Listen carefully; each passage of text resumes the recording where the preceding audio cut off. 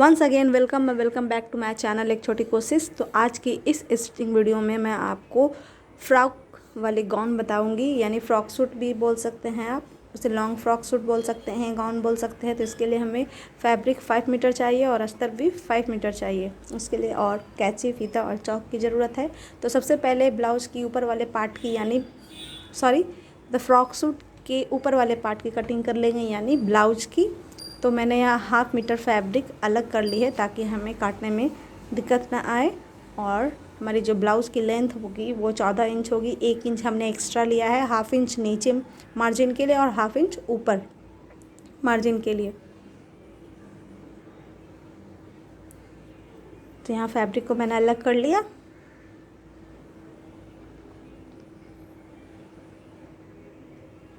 जैसा कि मैंने बताया कि मुझे ब्लाउज की लेंथ 14 इंच रखनी है, तो मैंने यहाँ 15 इंच लिया है। 1 इंच एक्स्ट्रा नीचे 1/2 इंच मार्जिन के लिए और 1/2 इंच ऊपर मार्जिन के लिए, यानी सिलाई के लिए।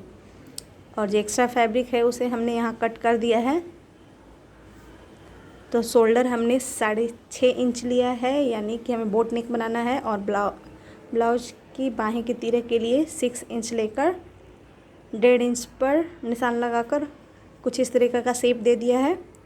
और हमारी जो बस्ट साइज़ है वो 32 है, तो उसको 4th भाग में डिवाइड करके 8 पे निशान लगा लिया है। और नीचे 28 इंच है, तो उसको भी 4th भाग में डिवाइड करके 7 आती है, तो उस पर निशान लगाकर 2 इंच एक्स्ट्रा मार्जिन के लिए निशान लगाकर कपड़े को कट कर लेते हैं।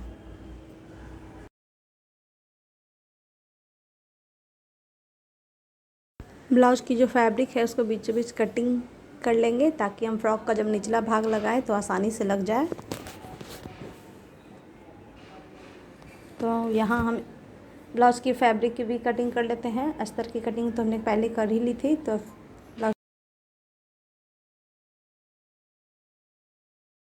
ब्लाउज़ की कमर के पास की हमने चौड़ाई यहाँ 10 इंच रख ली है।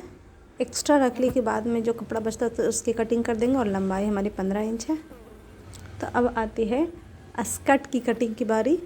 तो यहाँ हमने 4 फोल्ड कपड़े को कर लिया है, यानी जो हम 1/2 मीटर कपड़ा कट करने के बाद जो 4.5 मीटर की फैब्रिक बची थी उसको 4 फोल्ड में करके, यानी 4 फोल्ड करके हमने कुछ इस तरीके से इसे रख दिया। इनर की भी फैब्रिक को 4 फोल्ड करके स्कर्ट की जो मेन फैब्रिक है उस पर साथ में ही रख देंगे ताकि दोनों की कटिंग एक साथ हो जाए। तो यहाँ हमारी कमर 28 इंच थी, तो उसी के अनुसार हम स्कर्ट की गोलाई देंगे। तो पहले हम 5 इंच का शेप, राउंड शेप देते हुए कटिंग कर लेंगे। और बाद में अगर आपको घटे तो 1/2 इंच और बढ़ाकर उसकी कटिंग कर लें। तो यहाँ मैं राउंड शेप दे रही हूँ स्कर्ट की कटिंग के लिए। अब मैं जो हमारे स्कर्ट की लेंथ है उसकी कटिंग करूँगी। तो हमारे स्कर्ट की लेंथ लगभग 52 इंच थी। तो ये देखिए मैंने 5 इंच पर कुछ इस तरह का राउंड शेप दे दिया। पहले आप कम पर ही लें और इसे माप कर देख लें। तो हमारा लगभग 8 इंच आ रहा है और मुझे 28 इंच चाहिए था, तो 8 चौके 32। तो यहाँ मैं इसकी कटिंग कर लेती हूँ।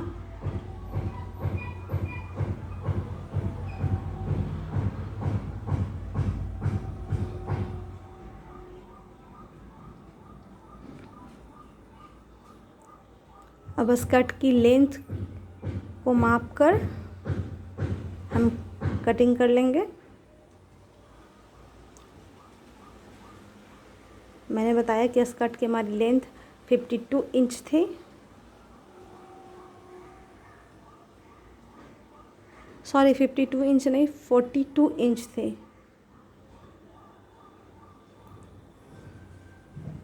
तो मुझे कुछ इस तरीके से वीडियो में आना पड़ा क्योंकि मैं चाह कर भी इसे कैप्चर नहीं कर पा रही थी, तो इसको ज़रा इग्नोर कर लीजिएगा। और मेरा जो कैमरा स्टैंड है कुछ ज़्यादा ऊंचा नहीं है कि मैं कैमरा को ऊपर कर लूँ, तो साइड से ही मुझे रख कर वीडियो बनानी होती है। तो कुछ इस तरीक़े से पूरा राउंड शेप देना है आपको। अब इनर की फैब्रिक को राउंड शेप देंगे, तो जो हमारी इनर की फैब्रिक की लेंथ होगी उसी के अनुसार इसके राउंड शेप दे देंगे, क्योंकि इनर अगर छोटी भी हो तो कोई दिक्कत नहीं है। देखिए कुछ इस तरीके से हम राउंड शेप देते जा रहे हैं।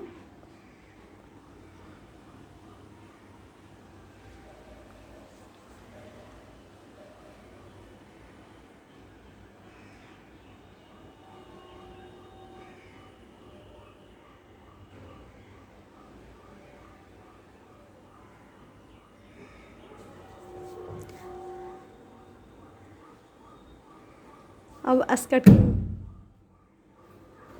स्कर्ट की मेन फैब्रिक पर भी राउंड शेप दे देंगे।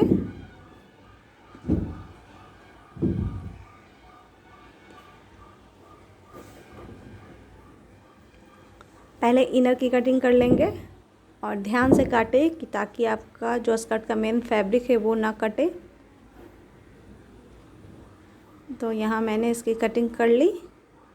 देखिए कुछ इस तरीके से हमारी राउंड शेप बन गई और ये हमारा कॉर्नर निकल गया। मैं यहाँ नहीं हटा रही हूँ ताकि आप लोग को दिखा सकूँ। और मैंने यहाँ स्कर्ट की मेन फैब्रिक की भी कटिंग कर ली।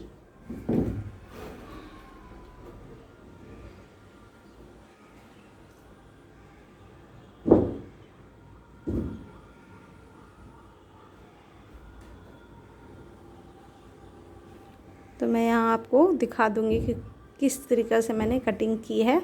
तो ये हमारा स्कर्ट कट चुका है। तो ये जो 5 मीटर की हमने फैब्रिक ली, तो ये स्कर्ट की जो कटिंग हुई 180 डिग्री की स्कर्ट की कटिंग हुई। यानी आप 180 डिग्री समझ सकते हैं। 360 डिग्री का अगर आपको स्कर्ट बनाना हो तो आप 10 मीटर फैब्रिक ले सकते हैं, और 90 डिग्री का बनाना हो तो 2.5 मीटर लेकर बना लें। और कॉर्नर पर हमारी जो फैब्रिक घट रही थी तो उसकी भी कटिंग कर लेते हैं।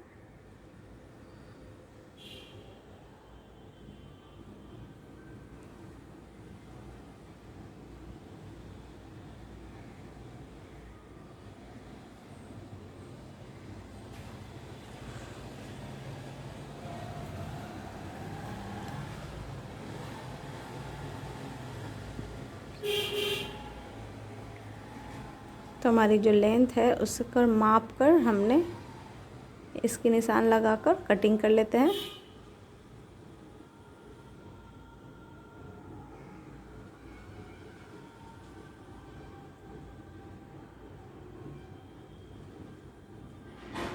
तो हमारे स्कर्ट की लेंथ अगेन बताना चाहूँगी 42 इंच थी, तो उसी पर तो ये हमारा कॉर्नर वाला हिस्सा लगभग 2 इंच घट रहा था। तो कुछ इस तरीके से हमने कटिंग कर ली। इसके बाद में हम जॉइंट कर देंगे। तो ये हमारी स्कर्ट की फैब्रिक कट चुकी है। तो ये स्कर्ट की जो गोलाई है उसकी पूरी लंबाई माप लेंगे, ताकि हम जो कैनवास लगाएंगे नीचे तो उसकी लंबाई हमें मालूम हो सके। तो राउंड शेप जैसे जैसे है उसी तरह हम निशान लगाते जाएंगे। स्कर्ट की माप ले लेंगे पूरी।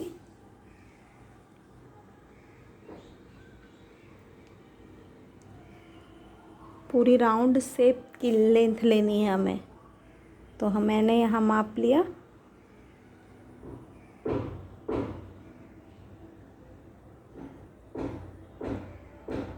तो यहाँ हमने कैनवास की कटिंग कर ली है। तो 20 गुने 3 इंच की हमने टोटल 7 कैनवास की कटिंग की है।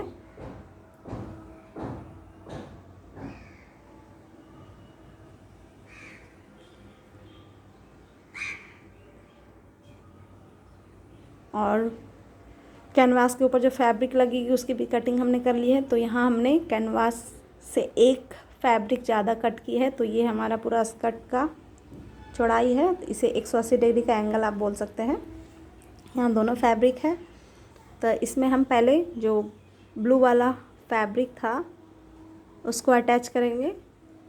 तो ये जो कॉर्नर वाला भाग था वहाँ हम पहले जो छोटा सा हमने फैब्रिक कट किया था उसे अटैच कर देंगे। कुछ इस तरीके से अटैच कर देना है स्कर्ट के दोनों कॉर्नर पर। तो ये हमने स्टिच कर दिया फैब्रिक को। तो ये हमारा राउंड शेप बन चुका है। अब हम जो कैनवास लगाएंगे उससे पहले फैब्रिक को अटैच कर देंगे कुछ इस तरीके से पूरे स्कर्ट में नीचे की ओर। और कैनवास को इस तरीके के कैनवास को इस तरीके से रखेंगे जिस तरीके से हम पजामे में मोरी बनाते हैं उसी तरीके से स्टिच कर देंगे। अंतर यही है कि एक नीचे और एक ऊपर सिलाई करना है, और पजामे की मोरी में बहुत सारा सिलाई करना होता है। अंतर सिर्फ यही है। सिर्फ यहाँ आपको कैनवास को अटैच करना है ताकि आपका स्कर्ट हैवी लगे। तो कुछ इस तरीक़े से रख कर सिलते जाएंगे। तो अब हम ब्लाउज़ की गले की कटिंग कर लेते हैं। तो हमारा कंधा 6.5 इंच था, तो अब हम गला काट लेंगे, यानी नेक 3.5 इंच की चौड़ाई और लंबाई 3 इंच पर, और दोनों पल्ले की कटिंग एक साथ कर ले रहे हैं और इसे बोट नेक का शेप देते हुए इसकी कटिंग कर लेते हैं।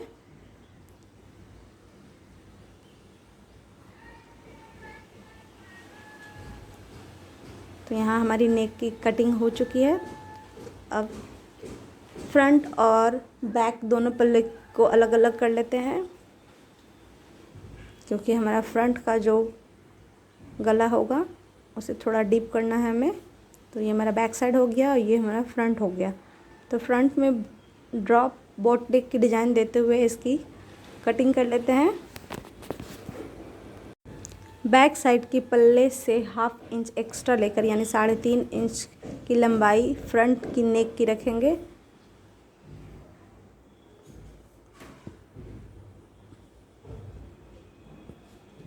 और कुछ इस तरीके की डिज़ाइन देकर इसकी कटिंग कर लेते हैं।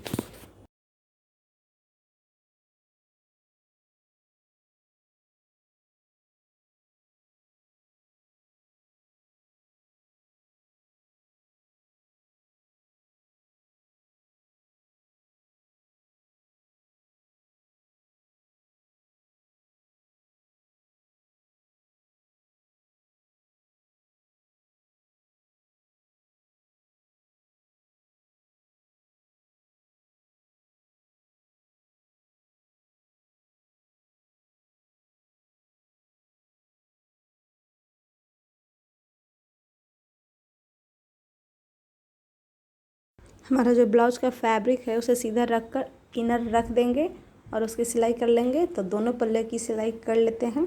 तो हमने यहाँ स्टिचिंग कर दी है।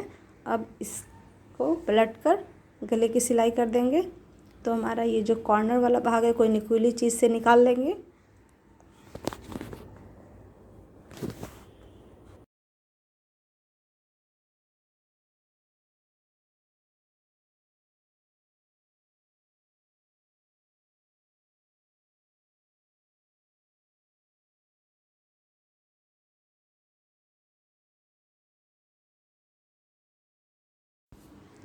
और पलटने के बाद गले पर सिलाई चला देंगे ताकि हमारा फैब्रिक और इनर एक दूसरे के साथ अटैच हो जाए और फिनिशिंग टच आ जाए।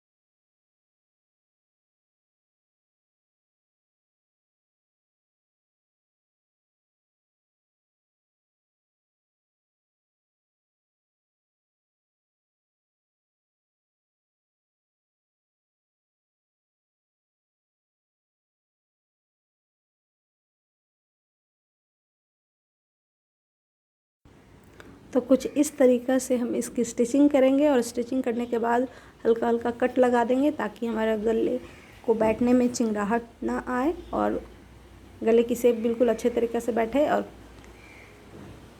इनर की ओर हम सिलाई चलाएंगे ताकि बैठ जाए कपड़ा हमारा।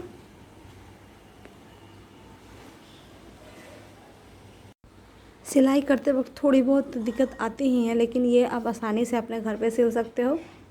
ओनली ब्लाउज़ और स्कर्ट को के कॉम्बिनेशन को अटैच करके एक गाउन का रूप दे दिया जाता है। तो यहाँ हमने बैक साइड की पल्ले की भी स्टिचिंग कर ली। तो अब फ्रंट वाले पल्ले को बैक वाले पल्ले से अटैच कर देंगे।